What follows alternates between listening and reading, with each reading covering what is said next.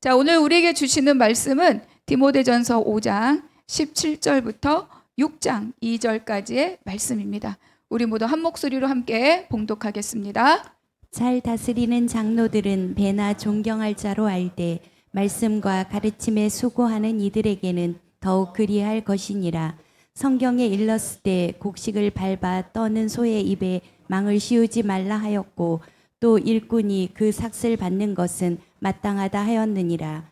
장로에 대한 고발은 두세 증인이 없으면 받지 말 것이요 범죄한 자들을 모든 사람 앞에서 꾸짖어 나머지 사람들로 두려워하게 하라. 하나님과 그리스도 예수와 택하심을 받은 천사들 앞에서 내가 엄히 명하노니 너는 편견이 없이 이것들을 지켜 아무 일도 불공평하게 하지 말며 아무에게나 경솔히 안수하지 말고 다른 사람의 죄에 간섭하지 말며 내 자신을 지켜 정결하게 하라. 이제부터는 물만 마시지 말고 내 위장과 자주 나는 병을 위하여는 포도주를 조금씩 쓰라. 어떤 사람들의 죄는 밝히 드러나 먼저 심판에 나아가고 어떤 사람들의 죄는 그 뒤를 따르나니 이와 같이 선행도 밝히 드러나고 그렇지 아니한 것도 숨길 수 없느니라. 무릇 멍에 아래에 있는 종들은 자기 상전들을 범사에 마땅히 공경할 자로 알지니 이는 하나님의 이름과 교훈으로 비방을 받지 않게 하려 함이라. 믿는 상전이 있는 자들은 그 상전을 형제라고 가볍게 여기지 말고 더 잘 섬기게 하라. 이는 유익을 받는 자들이 믿는 자요 사랑을 받는 자임이라. 너는 이것들을 가르치고 권하라. 아멘. 제가 오늘 이제 본문 말씀도 여러 번 이렇게 읽으면서 성도들 입장에서 이런 마음이 있을 것 같아요. 뭐 장로냐 감독이냐 이런 일들이 지금 당장 나와 상관이 없고 지금 당장 우리 교회 어떤 상황과 상관이 없고 굉장히 별개다 이렇게 생각되어 갈 수도 있겠다. 이런 마음이 제가 디모데전서를 함께하면서 그런 마음이 가끔 들 때가 있었습니다. 제가 지난주에도 말씀드린 것처럼 디모데전서는 장로를 어떻게 세우냐 감독을 어떻게 세우냐의 문제가 아닙니다. 디모데전서에 말씀하는 건 뭐라고요? 교회입니다. 교회 안. 교회가 교회답게 성장하기 위해서 해야 할 일들에 대해서 말씀하고 있는 거죠. 그래서 이제 이 5장은 뭐냐면 교회 안입니다. 교회 안에 있는 다양한 계층의 사람들을 어떻게 관계할 것이며 어떻게 대할 것인가에 대한 가르침이 바로 이 5장입니다. 그래서 지난주에 말씀을 되돌아보면 성도와의 관계는 어떻게 하라고요? 가족처럼. 그리고 성도의 돌봄은 가족의 도리로서 하게 하라. 이렇게 말씀을 나누었죠. 그래서 참 과부를 어떻게 대접할 것인지, 어떻게 또 섬길 것인지. 그래서 교회 안에 있는 모든 관계는 쓸모가 아니라 뭐라고요? 사랑이다. 사랑에 의해서 사람들은 가치가 없다라고 생각되는 사람조차도 가치롭게 만들어내는 그것이 교회의 관계다. 이런 말씀을 나누었습니다. 그렇다면 이런 관계의 근거가 뭐냐? 이렇게 관계할 수 있는 근거가 뭐냐? 그것은 바로 예수 그리스도의 십자가입니다. 예수 그리스도의 사랑 그리고 죄인을 용납하심인 거죠. 그것을 통해서 구원받은 자의 은혜입니다. 내가 사랑받았고 내가 용납받았다. 그 마음이 있을 때 사랑하고 용납할 수 있는 겁니다.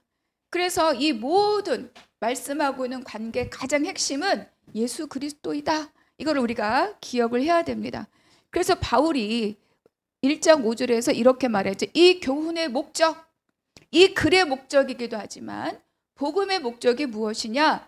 청결한 마음과 선한 양심과 거짓이 없는 믿음에서 나오는 뭐라고요? 사랑이다. 이렇게 말씀을 나누었죠. 사랑을 말했습니다.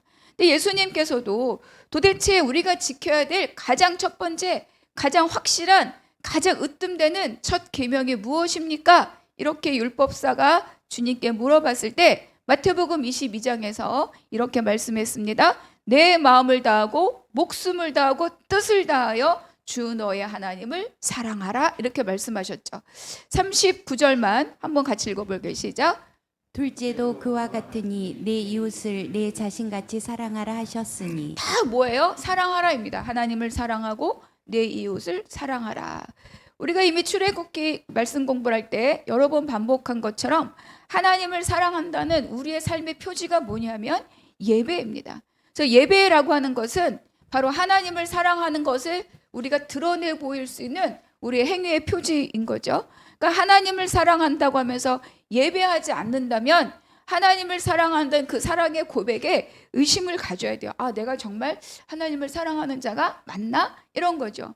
그런데 예배한다는 것은 이렇게 공식적인 예배에 출석한다라는 것의 의미를 넘어서는 거예요. 예배한다라는 말에 헬라어나 히브리어나 이 원어적인 의미의 가장 핵심은 뭐냐면 마음을 낮추는 거예요. 마음을 낮추어서 주님 앞에 엎드린다는 뜻입니다. 마음을 낮추는 거죠. 마음을 낮추고 몸을 엎드리는 것은 뭐야? 하나님이 나의 권위자이시다. 하나님이 나의 통치자이시다. 하나님 내 삶의 주권자이시다라는 것을 어때요? 고백하는 겁니다. 이것이 예배다. 그래서 마음을 낮추고 엎드리는 이 자세 안에, 이 마음의 태도 안에 하나님에 대한 존경, 사랑, 복종이 다 여기에 드러나는 거죠. 그래서 요한복음에서 이러한 예배에 대해서 신령과 영과 진리로 예배한다 이렇게 말씀하고 있습니다. 그리고 또 내 이웃을 사랑한다라는 것의 표지가 뭐라고요? 존대합니다, 존중합니다 이랬죠. 그래서 정말 믿음 안에서 사랑하는 삶을 살고 있느냐는 예배와 존중으로 나타난다는 거예요. 그래서 이 두 가지가 예배와 존중이 우리가 실천하고 우리 삶에서 실현되어야 할 두 가지 우리의 표지입니다. 그런데 이제 교회를 보면 다 예배하러 오시는 거잖아요. 그러니까 하나님을 사랑하고 하나님을 존중하고 하나님께 맡기고 이런 것에는 우리가 왈가왈부 탓할 수가 없어요. 그렇다면 우리에게 중요한 우리의 실질적인 사랑의 표식은 뭘로 나타나느냐? 이웃에 대한 사랑이다 이렇게 말할 수 있는 거죠. 근데 고린도서 13장에서 사랑은 어떻다고요? 무례히 행하지 않는다. 이것을 우리는 존대합니다, 존중합니다 이렇게 표현할 수 있습니다.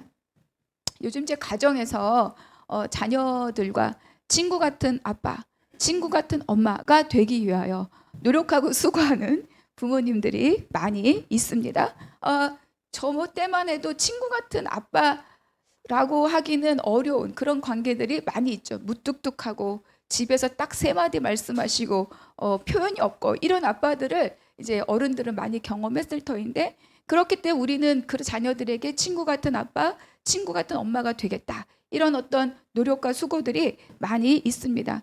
그런데 그런 정말로 친구 같은 부모가 되기 위해서 전제되어야 될 가장 중요한 것은 뭐냐면 바로 부모의 권위입니다. 여러분 친구 같은 부모가 되고자 하는데 그 부모에게 합당한 권위가 없으면 친구 같은 사람이 될 수 없어요. 친구 같은 모양은 하고 있으나 그 안에 자녀들의 무시와 무례가 은밀하게 끼어 들어갑니다. 그래서 부모는요, 친구 같은 부모가 되기 위해서 그런 관계를 맺어가기 위해서 놓치지 말아야 할 것이 무엇이냐? 그 자녀가 건강한 인격으로 성장하기 위한 합당한 바른 훈육이 있어야 돼요. 훈육 없이 친구같이 되는 것은 의도하지 않지만 자녀를 무례한 자로, 불법한 자로, 무법한 자로 키워낼 가능성이 많이 있습니다. 제가 좋아하는 프로그램 중에 금쪽 같은 내 새끼 제가 좋아합니다. 자주 봅니다. 그 안에서 저를 발견하고 또 제 부모를 발견하고 또 이웃들을 발견해요. 많은 경우가 바른 훈육이 없을 때 아이들이 사랑하지 않는다는 게 아니에요. 사랑하는데 바르게 훈육하지 못할 때 어긋나고 비뚤어지고 위험해지는 경우들을 많이 발견한다는 거죠. 그래서 우리가 가족의 관계를 교회를 바라보고 있을 때 지난주 본문 1절에서 늙은 여자를 형제를 자매를 이렇게 말할 때 꾸짖지 말고 권하라 이렇게 1절에서 말씀하고 있어요. 꾸짖지 말라는 것은 매몰차게 몰아세우지 말라는 거예요. 그런데 어떻게 하라고요? 권하라. 그러나 존대함으로 존중함으로 마땅히 지켜 행할 것들을 권면하고 가르치라. 그러니까 몰아치고 비아냥거리고 비난하고 그러지는 않아야 된다는 거죠. 그러나 마땅히 행할 바는 가르쳐라. 이렇게 말씀하고 있는 겁니다. 근데 이렇게 할 때 우리가 알아야 될 게 뭐냐면 권위에 대한 바른 이해를 우리가 가져야 합니다. 권위는요, 사람이 만든 제도가 아닙니다. 권위의 출처는 하나님의 창조 질서 속에 이미 내재되어 있는 태생적인 질서가 바로 권위입니다. 그래서 가장 첫 번째는 뭐예요? 하나님이십니다. 하나님. 하나님은 스스로 존재하는 자죠. 하나님 누가 만들어낸 존재가 아닙니다. 우상과 달라요. 우상은 다 내 필요에 따라 만들어졌지만 하나님은 스스로, 나는 스스로 있는 자이니라. 그러니까 하나님은 태생적부터 그분 존재 자체가 뭐예요? 권위입니다. 그렇기 때문에 하나님을 믿는 우리는, 하나님의 창조된 우리는 어때요? 마땅하게 하나님을 사랑하고 존경하고 예배하고 섬겨야 되는 거죠. 여기에는 하등의 다른 문제가, 다른 반론이 있을 수가 없어요. 그런데 그것을 그대로 비추어낸 것이 뭐냐면 가정에 있어서의 부모입니다. 성경은요, 부모에게 단서를 달지 않아요. 성경은 부모가 부모다울 때라는 단서가 없어요.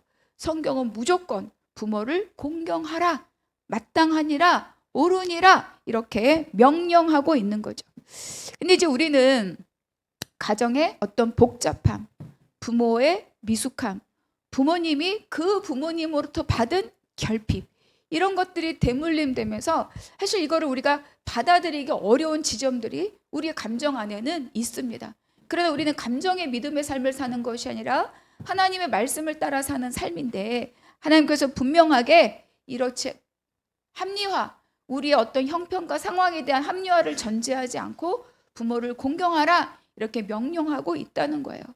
이것처럼 가정을 비유해서 교회를 말할 때도 교회 안에는 어때요? 하나님께서 주어지시는 교회의 질서가 있다는 것을 오늘 먼저 전제하고 오늘 이 본문을 바라보아야 할 것입니다. 교회 안에 기본적인 건 관계 누가 있죠? 목회자가 있고 성도의 관계가 있습니다. 그래서 기본적으로 목회자와 성도의 관계가 건강하게 지켜지려면 건강한 권위, 건강한 사랑이, 권위와 사랑이 어때요? 균형 있게 가야 된다는 거예요. 가정에서도 마찬가지입니다. 부모가 막 권위적이야, 아이들은 억압당하죠. 부모가 사랑이 넘쳐 방임하고 있어, 그럼 애들은 무례한 자가 됩니다.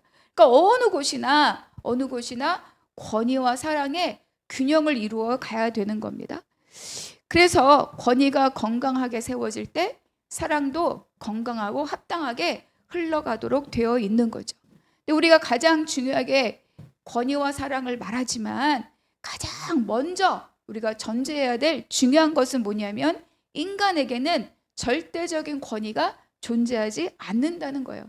인간은 절대적인 권위를 가질 수 없는 존재입니다.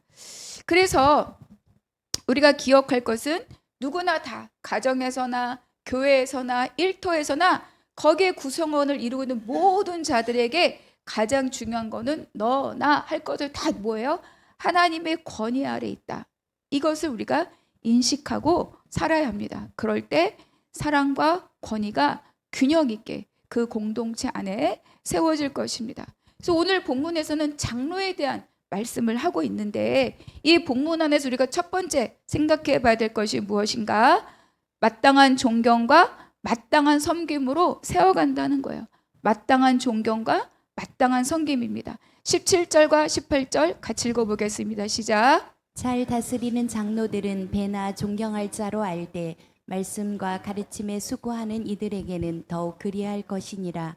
성경에 일렀으되 곡식을 밟아 떠는 소의 입에 망을 씌우지 말라 하였고 또 일꾼이 그 삭슬 받는 것은 마땅하다 하였느니라. 본문에서 잘 다스리는 장로, 말씀과 가르침에 수고하는 자, 여기서는 1차적으로 목회자, 목사를 말합니다. 저 교회 안에 이제 하나님의 질서를 따라서 세워지는 권위가 있죠. 교회 가정 안에는 부모의 권위가 있듯이 교회 안에는 말씀으로 다스려지는 영적인 권위가 있습니다. 여기서 말하는 장로는요, 3장에서 말하는 감독과 같은 의미의 말인 거예요. 그런데 이들에 대해서 뭐라고 말합니까? 배나 존경할 자로 알라 이렇게 말합니다. 이 여기서 사용한 존경이라는 단어는 값을 주다 이런 뜻이에요. 값을 주다. 그래서 여기를 검색해 보면 존경하다, 존중하다, 존귀 여기다와 함께 값을 주다, 값을 매기다, 값으로 사다 이런 뜻을 갖고 있어요. 그러니까 이건 무슨 뜻이냐? 마음의 존경, 마음의 존중뿐만 아니라 말씀과 가르침에 전념하도록 그들에게 값을 주어라 이런 뜻을 이 의미가 갖고 있습니다. 그래서 그 사역이 흔들리지 않도록 교회는 그 일들을 책임져 갈 수 있도록 공급하라, 이런 의미가 존경하라가 갖고 있는 그 뜻입니다. 그래서 이제 이어서 18절의 말씀은 신명기 25장 4절의 말씀을 인용한 거고, 뒤에 있는 말씀은 예수님이 제자들을 전도하러 파송할 때 그때 하셨던 말씀이에요. 마태복음 10장에 있는 말씀, 신명기 말씀과 마태복음 10장의 말씀이 조합된 것이 바로 이 18절에 있는 말씀입니다. 그런데 이 18절 말씀을 잘 살펴보면 상반절을 통해서는 목회자가 누구냐를 말해줘요. 목회자는 누굽니까? 멍에를 메고 일하는 소라는 거예요. 멍에를 메고 일하는 소와 같다라고 비유하고 있습니다. 그리고 하반절은 뭐라고 메고 있느냐? 일꾼인데 어떤 일꾼이에요? 왜 전도하러 파송합니까? 왜 보냅니까? 복음을 전하려고, 생명을 얻으려고 제자들을 주님이 보내면서 너희가 먹는 것 두 벌옷도 여벌의 신발도 전대도 하지 마라, 가면 된다, 마땅하다, 이렇게 말하면서 파송하시거든요. 그러니까 하반절은 그 목회자들이, 그 목사들이, 그 전도자들이 하는 가장 중요한 사역은 뭐냐면 생명이라는 거예요. 생명을 얻기 위해서 일하는 일꾼으로 여기에서 비유하고 있죠. 그러니까 목회자는 누굽니까? 멍에를 메고 일하는 사람이 첫 번째입니다. 그러니까 제가 예식할 때 가운을 입고 수틀 하잖아요. 그 수틀의 의미가 멍에입니다. 멍에. 어깨 이렇게 둘렀다는 거는 내가 주의 멍에를 메었습니다. 여러분, 멍에를 맨 자는 함부로 움직일 수 없습니다. 멍에를 맨 소는 으뜸소가 움직일 때 따라 움직여야 돼요. 움직이면 같이, 우리 가끔 매스게임이라고 그러나? 이런 거 할 때 보면 회전할 때 중심 있는 사람 계속 어때요? 제자리 걸음해요. 그 옆에 조금 빠르게, 그 옆에 조금 빠르게, 그래서 이렇게 회전을 하잖아요. 이게 멍에를 맨 것과 같은 거예요. 그러니까 으뜸소가 움직일 때 움직이고 으뜸소가 왼쪽 갈 때 따라가. 이게 멍에를 맨 자입니다. 그래서 목회자는 누구냐? 주님의 멍에를 메고 일하는 자라는 거죠. 그게 이렇게 멍에를 메고 말씀과 가르침에 전념할 때 그 목적은 생명의 열매를 얻는 것이다. 이렇게 18절에서 말씀하고 있는 거예요. 그렇기 때문에 교회는 이 일을 감당하는 자를 마땅히 배나 존경할 자로 여기라. 넉넉하게 그 사역을 너끈히 감당할 수 있도록 지지하고 지원하라, 이런 뜻입니다. 여기서 말하는 존경은 인격에 대한 것이 아니에요. 하나님이 세워주신 질서에 대해서 말씀하고 있는 거죠. 그래서 그를 존중하고 존경하고 값을 치르고, 이것은 그 인격을 보고가 아니라 세워진 권위에 대해서, 그 질서에 대해서 이렇게 행하라, 이렇게 말씀하고 있는 거죠. 그런데 그래서 그 권위자, 목사, 목회자를 통해서 생명의 말씀이 전달되고, 그리고 하나님의 말씀을 배우고 참 생명이 무엇인지 깨달아 알기 때문에 그 말씀을 어때요? 감사히 받고 따라야 한다라고 가르쳐주고 있는 거죠. 거기에 대해서 목회자는 그럼 어떻게 해야 되느냐? 배나 존경받음에 합당한 삶을 말해야 돼요. 배나 존경받음에 합당하도록 각절의 책임을 지고 각절의 책임감을 가지고 마땅하게 교회와 성도를 섬겨야 되는 거죠. 그러니까 결국 이 마땅한 섬김은 뭐냐? 그에 대한 하나님의 부르심에 대한 순종이라고 말씀하고 있어요. 여러분, 이 말씀을 계속 저 개인에게 적용하면 어렵습니다. 그게 아니고, 그럼 목사님 어떻게 하라는 거야? 그게 아니라 교회 안에 하나님이 몸을 세워가고 하는 기본적인 지도자에 대한 질서에 대해서 하나님 뭐라고 바울을 통해서 가르쳐주고 있는가? 여러분, 그거를 염두에 두고 오늘 말씀을 들어야 됩니다. 그래서 목회자의 마땅한 섬김은 무엇입니까? 하나님의 부르심에 대한 순종이에요. 그래서 성도들의 마땅한 존경과 목회자의 마땅한 섬김이 함께 어우러져서 교회를 세워가야 한다라고 오늘 우리에게 말씀해주고 있습니다. 그렇기 때문에 바로 이 관계 안에서 바울은 장로들에 대해서, 여기도 목회자가 우선인 겁니다. 이 목회자와 지도자들에 대해서, 송사에 대해서 아주 신중할 것과 그럼에도 불구하고 아주 대범하게 치리해야 된다고 말씀하고 있어요. 19절부터 한번 읽어볼게요. 같이 시작. 장로에 대한 고발은 두세 증인이 없으면 받지 말 것이요 범죄한 자들을 모든 사람 앞에서 꾸짖어 나머지 사람들로 두려워하게 하라. 하나님과 그리스도 예수와 택하심을 받은 천사들 앞에서 내가 엄히 명하노니 너는 편견이 없이 이것들을 지켜 아무 일도 불공평하게 하지 말며. 장로들, 목회자 포함 지도자들에 대해서는 반드시 편견 없이 해야 되고 불공평하게 하지 말아야 되지만 아무나 와서 리더십을 흠집내는 말들에 대해서 귀담아 듣지 말라는 거예요. 반드시 누가 와서 험담할 때 확인해 보지 않고 거기에 부안해동하면 안 된다. 그러나입니다. 20절의 말씀은 그러나 그의 죄가 밝히 드러날 때는 숨기지 말고 그것을 드러내어 밝혀서 어떻습니까? 엄히 꾸짖어서 그 공동체의 정결함을 지켜야 한다. 이렇게 우리에게 말씀하고 있는 거죠. 저 고발하는 일에는 굉장히 신중을 기해야 하지만 죄가 드러난 경우에는 그거를 공개적으로 꾸짖어 그 공동체가 그것으로 인하여 죄를 덮어쓰지 않도록 정결함을 지켜라. 이렇게 말씀하고 있습니다. 그리고 레위기 4장에 보면 속죄제의 규례가 나와요. 속죄제는요, 자기의 신분에 따라서 제물과 그리고 피의 규례가 다릅니다. 그래서 제사장, 온 회중, 그리고 또 누구죠? 족장, 그리고 평민. 이렇게 다 제물이 다르고 피의 규례가 달라요. 그런데 제사장과 온 회중의 속죄제 규례가 같습니다. 둘 다 흠없는 수상아지로 제물을 잡아야 되고 그리고 받은 피를요 어디까지 가지고 가느냐? 회막 안까지 들고 가야 돼요. 그래서 회막 안에 들어가서 언약궤를 가린 휘장에 7번 뿌리고 그리고 향단불에 바르고 그리고 나머지를 번제단에 쏟습니다. 다른 족장이나 평민은 회막 안에 들어가지 않아요. 그러니까 제사장 한 사람의 죄의 영향력은 온 회중의 죄의 영향력과 어때요? 하나님이 같이 보신다는 거예요. 그래서 제사장은 이 백성들의 영적인, 공적인 대표성을 갖고 있기 때문에 하나님이 제사장의 범죄함을 온 백성의 범죄함과 동일하게 보신다는 거죠. 따라서 교회 모든 지도자들은, 목사들은, 장로들은, 지도자들은, 리더들은 이런 공적인 책임감을 갖고 교회를 섬겨야 한다. 이렇게 오늘 말씀해주고 있죠. 성결로 감당해야 됩니다. 이런 일들 앞에는 저 같은 사람은 굉장히 두렵고 떨리는 말씀이죠. 그래서 늘 주님 앞에 먼저 내가 가르침에 합당한 삶을 살고 있는가? 내가 주님 앞에 코람데오로 부끄러움이 없는 삶을 살고 있는가? 내가 마땅히 해야 할 바를 하고 있는가? 내가 기도하라고 하고 말씀 읽으라고 하면서 나는 농땡이 피고 있는 것은 아닌가? 나는 주님의 말씀 앞에 나를 성결함으로 비추어 나를 다스리고 절제하고 그리고 주님 앞에 드리고 있는가? 이런 것들을 가장 먼저 앞서서 해야 될 자들이 바로 목사이고 목회자이고 지도자다. 이렇게 말씀하고 있는 겁니다. 그런데 여러분, 현대의 교회는 목사뿐만 아니라 교회는 많은 리더들이 있습니다. 순장도 있고 지파장도 있고 장로님들도 있고 또 뭐예요? 안수받은 많은 자들이 있죠. 그러니까 이것은 목사를 1차적으로 이야기하지만 교회 안에 있는 모든 지도자들이 함께 책임지고 가야 될 영적인 책임에 대해서 오늘 우리에게 말씀하고 있는 거죠.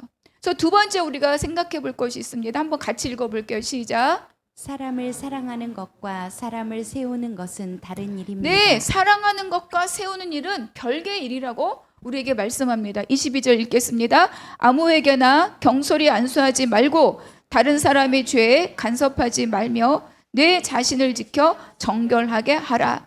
여러분, 안수한다는 건 우리 기도회 같은데 제가 가끔 머리에 손 얹고 기도해 드릴 때가 있는데 그거를 의미하는 게 아니고요. 이 안수는 공적인 행위를 말하는 거예요. 내가 이 사람을 추천합니다. 그래서 공동 책임의 표지가 바로 안수인 거죠. 교회에서의 안수는 항존직을 세울 때 안수합니다. 권사를 세울 때, 안수 집사를 세울 때, 장로를 세울 때 안수하는 거죠. 그리고 노회에서는 목사를 세울 때 안수합니다. 그래서 항존직의 책임은 교회에 있고 목사의 책임은 노회에 있어요. 그러나 다 안수함으로 그가 그 자리에 있는 자로에 대해서 합당한 사람임을 공동체가 함께 인정해 주는 것이 바로 이 안수입니다. 그래서 이 안수를 한다는 것은 하나님이 위임하신 권위와 사명을 맡기는 거예요. 제가 안수를 받는다는 거는 모든 목회자들, 말씀 사역자들, 말씀을 가르칠 자들에게 하나님의 권위가 위임되었음을 공적인 자리에서 인정하는 거죠. 항존짓도 마찬가지입니다. 그런데 그 일을 하는 데 있어서 지도자를 세우는 데서 반드시 뭐가 있어야 된다고요? 검증이 있어야 되고 신중함이 있어야 된다고 강조하죠. 그렇지 못하고 내가 성급히 소홀히 필요에 따라서 세웠을 때 그로 인하여 죄가 발견된다면 의도하진 않으나 교회와 목회자가 그 죄에 어때요? 간섭한다는 것은 동참하게 된다는 것. 내가 이 죄를 방임함으로 인하여서 내가 그 죄에 참여하는 입장이 된다라고 오늘 말씀에서 가르쳐 주는 거죠. 그래서 어떤 죄는 먼저 드러나 이미 심판받기도 하고 차후에 드러나기도 하는데 선행도 그러하고 어때요? 죄도 그러하다. 그러니까 우리는 끝까지 그 사람을 살피고 동역하면서 또 살펴보고 돌아보고. 그래서 사도행전 이란다. 디모데전 3장에서는 감독을 세울 때 어때요? 새로 입교한 자는 불가하다 이렇게 말하잖아요. 그러니까 그가 하나님 앞에 전심으로 주를 섬기는 자이며 생명의 원리를 갖고 있는 자인 것을 우리가 알아야 된다. 그리고 그 자를 세우라 이렇게 말씀하고 있는 거예요. 사람을 세우는 일은 관계로 하는 일이 아닙니다. 사람을 세우는 일은요, 바로 하나님의 위임받은 그 역할로서 질서를 세우는 일이 바로 교회 안에 지도자를 세우는 일이에요. 그래서 사람을 사랑하는 것과 사람을 세우는 일은 별개의 일입니다. 우리가 이거를 혼돈할 때 교회 안에 의도치 않게 다툼과 분란과 또 어때요? 분열을 만들어내는 경우가 많이 있는 거죠. 많은 교회들이 이런 후유증을 겪고 왔기도 했고 겪는 교회들이 분명하게 있을 겁니다. 그래서 가르치고 배우고 확신한 일에 거하는 자, 그래서 그 삶이 하나님 앞에 온전하게 드려지고 있다라고 인정받는 자, 그 자를 세워야 된다라고 말씀하고 있죠. 책임과 본이 되는 삶이 그 세움의 기준이다. 이렇게 가르쳐주고 있습니다. 베드로전서 5장에서 베드로가 장로들에게 권면하는 말씀이 있어요. 2절과 3절 읽겠습니다. 시작. 너희 중에 있는 하나님의 양무리를 치되 억지로 하지 말고 하나님의 뜻을 따라 자원함으로 하며 더러운 이득을 위하여 하지 말고 기꺼이 하며 맡은 자들에게 주장하는 자세를 하지 말고 양무리의 본이 되라. 양무리의 본이 되라. 양무리의 본이 되라. 종교개혁 때 이제 그 종교개혁 뭐죠? 루터, 칼빈 이런 사람들 막 또 츠빙글리 막 종교개혁을 할 때 캐톨릭보다 엄청난 핍박을 받아요. 말도 없이. 그래서 이 교회에서 예배를 드린다고 할 때 가장 두려웠던 게 뭐냐면 캐톨릭 군사들이 교회를 공격하는 일이었어요. 그래서 장로들이 한 일이 뭐냐? 모든 입구 가장 앞에 누가 앉아요? 장로들이 앉는 거예요. 그리고 중심에 회중과 목회자를 앉힙니다. 그래서 이들이 하는 일은 뭐예요? 칼을 들고 창을 들고 말을 타고 공격해 올 때 몸으로 막는 일이 장로들이었어요. 장로가 하는 일은 몸으로 군사들을 막아내는 일을 바로 종교개혁이 한참 캐톨릭부터 핍박당하고 교회가 참수당하고 막 마귀 사냥당하고 이럴 때 그때 한 일이 바로 이 장로들의 역할이 교회를 그렇게 생명을 걸고 지켰습니다. 그러니까 지금은 그럴 일이 없죠. 그러나 중요한 게 뭐예요? 교회를 어떻게 지키는 자인가? 그게 바로 교회 지도자들이 해야 할 가장 중요한 책무라고 우리에게 말씀하고 있습니다. 그것을 통하여 뭐래요? 양물의 본이 되라. 복음을 지키고 내 사랑하는 성도를 지키고 믿음의 가족을 함께 지키고 영적인 패밀리를 내가 만들어가고 그것을 지키는 것. 그것이 바로 양물의 본이 되라. 그렇기 때문에 자원함으로 하고 더러운 이득을 취하지 말고 기꺼이 하고 양물의 본이 되라. 그래서 이미 이 교회 목사로 있는 저나 또 앞으로 세워질 우리 성도들은요, 다 이렇게 하나님 앞에 부끄러움이 없고 누군가에게 본이 되는 그 삶을 살아내는 저와 여러분이 되기를 축복합니다. 그래서 세우는 것과 사랑하는 것은 다른 일이라는 거예요. 우리는 앞으로 사람을 세워가야 할 일이 생깁니다. 그때 여러분 누가 됐으면 좋겠다, 누가 안 됐으면 좋겠다로 생각하는 순간 교회는 금방 흔들립니다. 중요한 게 뭐예요? 기꺼이 하나님 앞에 자기의 복음을 지키고 영적인 가족들을 지켜낼 수 있는 믿음의 본이 되는 자, 그 자가 내가 되는 것이, 여러분 각자가 되는 것이 가장 중요하며, 그 자들을, 교회를 지켜갈 수 있는 지도자로 세우는 일이 바로 우리의 몫이라는 것을 같이 기억할 수 있기를 바랍니다. 그래서 세 번째가 있어요. 이게 제일 중요합니다. 세 번째 제목 같이 읽어볼게요. 시작. 우리는 모두 주님의 멍에 아래 있습니다. 1절과 2절 제가 읽겠습니다. 무릇 멍에 아래 있는 종들은 자기 상전들을 범사에 마땅히 공경할 자로 알지니 이는 하나님의 이름과 교훈으로 비방을 받지 않게 하려 함이라. 믿는 상전이 있는 자들은 그 상전을 형제라고 가볍게 여기지 말고 더 잘 섬기게 하라. 이는 유익을 받는 자들이 믿는 자요 사랑을 받는 자임이라. 너는 이것들을 가르치고 권하라. 여기서 말하는 멍에 아래 있는 종들이라는 말은 노예입니다. 노예. 그 당시 노예가 많이 있었어요. 그리고 대부분 초기 기독교에는요, 노예들이 많이 이 예수님을 믿고 복음으로 들어왔습니다. 그러니까 그들의 삶의 정황이 너무 고달프니까 말씀으로 위로받고 또 새롭게 시작되는 하나님의 새로운 창조, 새로운 질서에 마음을 두고 그 복음에 들어오는 자들이 많이 있었죠. 그래서 이런 일들이 아주 기본적인 관계의 질서를 무너뜨리는 일들이 실제로 있었다는 거예요. 근데 오늘은 뭐 노예제도가 없으니까 오늘날 우리에게 비교해 본다면 일터나 또 여러 가지 관계 안에서 동일한 원리를 적용할 수 있다라고 우리에게 말씀해 주고 있습니다. 그러니까 보통 직장도 그렇고 관계 안에서 윗사람에 대해서 우리가 어떻게 대우하고 있는가, 어떤 태도로 관계하고 있는가, 이거를 말씀하고 있죠. 그래서 윗사람의 어떤 인격적, 업무적 이런 장점들을요, 어떤 경우는 다 자기의 유익한 방편으로 이용하는 사례들이 종종 있습니다. 어떤 리더가 굉장히 업무에 철저하고 칼 같고 막 빈틈이 없어. 난 이게 불편해. 그럴 때 이거를 따라서 배워서 그거를 지지하는 사람이 되는 것이 아니라 이 불편함에 대하여서 어때요? 비난하고 또 비인격으로 몰아가고, 이런 경우들이 직장 안에서 발생할 수 있다는 거예요. 또 사람의 넉넉함에 대하여서 그 넉넉함을 배우고 그 넉넉함 속에서 내가 사랑을 익히고 그 넉넉함으로 나도 누군가를 대접하고, 이렇게 배우는 것이 아니라 나의 편리에 유익한 방편으로 활용하고 이용하는 경우들이 사회 안에서는 종종 있다는 거죠. 믿는 사람이니까, 안 믿어서 그래. 이런 어떤 판단적인 언어들이 우리 관계 안에 종종 우리를 사로잡고 갈 때가 있다는 거예요.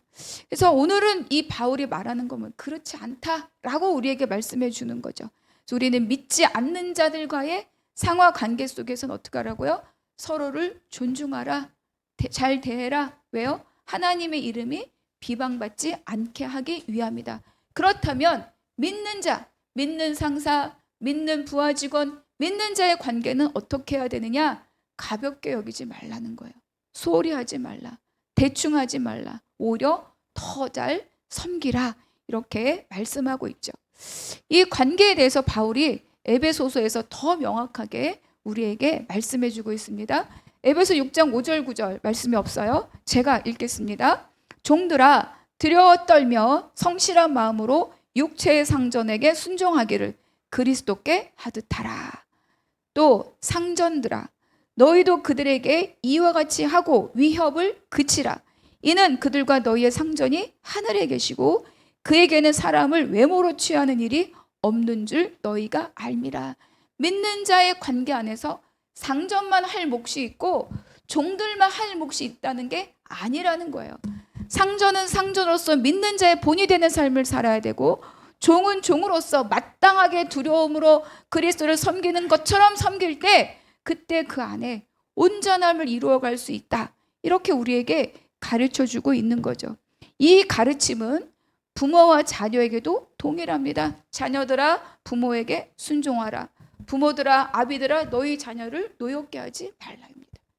또 이 명령은 부부관계도 동일해요. 피차 복종하라입니다. 사랑함으로 피차 복종하라. 그러니까 하나님의 모든 공동체 안에서 우리가 따라야 될 가장 중요한 것은 뭐예요? 사랑으로 피차 복종함입니다. 그 안에 건강한 권위가 흘러가고 그 안에 건강한 사랑이 흘러가는 거예요. 그래서 이런 말씀을 통해서 우리가 알 수 있는 것은 뭐냐? 누구나 다 하나님의 권위 아래 있는 자들이며 누구나 다 주님의 멍에를 메고 주를 따르는 삶이 바로 믿음의 삶이다. 이렇게 우리에게 가르쳐 줍니다. 마태복음 11장 29절 30절 같이 읽겠습니다. 나는 마음이 온유하고 겸손하니 나의 멍에를 메고 내게 배우라. 그리하면 너희 마음이 쉼을 얻으리니 이는 내 멍에는 쉽고 내 짐은 가벼움이라 하시니라. 내게 배울 때 필요한 게 있어요. 그게 뭐라고요? 내 멍에를 메는 것입니다. 일상에 매여 있음이 오히려 나의 경건을 이루는 데 도움이 된다라고 말씀을 드렸죠. 그러니까 우리 어깨에 멍에가 있을 때 그때 내가 나의 어떤 본성적인 일로 세상에 달려나가는 거를 제어할 수 있는 힘이 되고 그게 능력이 된다는 거예요. 저나 여러분이나 가장 중요한 첫 번째가 뭐라고요? 주님의 멍에를 메는 삶입니다. 그 안에 질서가 있고 그 안에 사랑이 있는 거죠. 그래서 교회가 바른 교훈으로 세워지는 교회 안에는 건강한 질서와 건강한 사랑의 흐름이 함께 있습니다. 이거를 무시하고 이거를 인정하지 않고 친밀함이 좋다, 편안함이 좋다, 친해서 좋다, 이것으로만 관계가 만들어진다면 그 교회는 어느 순간 그 감정이 흐트러질 때 교회는 중심을 잃어버리고 말습니다. 우리가 가장 중요한 것은 어떻다고요? 내가 주님의 멍에를 메고 가는 자이다. 목사에게도 주님의 멍에가 있고 성도에게도 주님의 멍에가 있습니다. 지도자에게도 주의 멍에가 있고 모든 이들에게도 멍에가 있습니다. 이거는 교회에만 해당하는 것이 아니라 가정에서도 마찬가지입니다. 일터에서도 동일한 것을 주님이 말씀하고 계셔요. 세상의 권세에 복종하라는 말은 우리가 전복해서 혁명을 일으켜서가 아니라 하나님 주시는 모든 정황들을 내가 수용하고 그것에 내가 믿음의 선한 싸움을 계속 쌓아나갈 때 그때 하나님이 이루어지는 그 삶의 결과를 우리가 함께 볼 수 있다라고 우리에게 가르쳐 주십니다. 그래서 주님 우리에게 내 멍에를 메고 배우라. 그래서 마땅한 존경입니다. 그리고 마땅한 섬김입니다.